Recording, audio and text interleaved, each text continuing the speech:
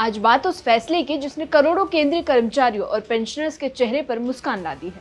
सरकार ने महंगाई भत्ते यानी डीए में 2% बढ़ोतरी को मंजूरी दे दी है, लेकिन सवाल यह है कि इससे आपकी सैलरी में कितना फर्क पड़ेगा, एरियर कितना मिलेगा और आखिर डीए बढ़ाया क्यों जाता है। आइए इस पूरी खबर को आसान तरीके से समझते हैं। आप देख रहे हैं एबीपी और मैं साइमा परवीन। केंद्र सरकार ने अपने कर्मचारियों और पेंशनर्स के लिए महंगाई भत्ता यानी डीए में 2% की बढ़ोतरी को मंजूरी दे दी है। इसका मतलब है कि अब डीए 58% से बढ़कर 60% हो गया है। ये फैसला करीब 1 करोड़ से ज्यादा लोगों को सीधा फायदा पहुंचाएगा। इसमें लगभग 50 लाख कर्मचारी और 65 लाख पेंशनर्स शामिल हैं। आसान शब्दों में कहें तो अब हर महीने मिलने वाली सैलरी और पेंशन में थोड़ा इजाफा देखने को मिलेगा। अब सवाल आता है कि डीए आखिर होता क्या है। तो आसान भाषा में समझिए कि महंगाई भत्ता एक ऐसा पैसा है जो सरकार अपने कर्मचारियों को बढ़ती महंगाई से राहत देने के लिए देती है। जब बाजार में चीजों के दाम बढ़ते हैं तो कर्मचारियों की जेब पर बोझ बढ़ता है और इसी बोझ को कम करने के लिए सरकार डीए बढ़ाती है। यानी जैसे जैसे महंगाई बढ़ती है वैसे वैसे डीए भी बढ़ाया जाता है ताकि आपकी सैलरी की वैल्यू बनी रहे। अब बात करते हैं आपकी सैलरी में कितना फर्क पड़ेगा। मान लीजिए किसी कर्मचारी की बेसिक सैलरी 20,000 रुपए है। पहले 58% डीए के हिसाब से उसकी 11,600 रुपए मिलते थे।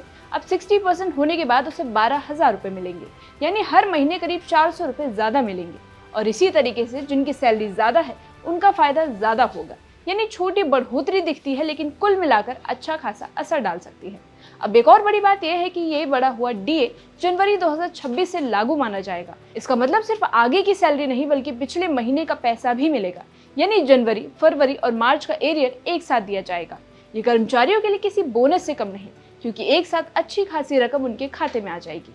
अब सवाल उठता है कि इस बार डीए बढ़ाने में इतनी देरी क्यों हुई। आमतौर पर सरकार होली के आसपास डीए बढ़ाने का ऐलान कर देती है, लेकिन इस बार देरी हुई है, जिससे कर्मचारियों में चिंता बढ़ गई थी और माना जा रहा है कि इसकी एक वजह 8वें वेतन आयोग की तैयारी हो सकती है। अब जान लेते हैं कि डीए का कैलकुलेशन कैसे होता है।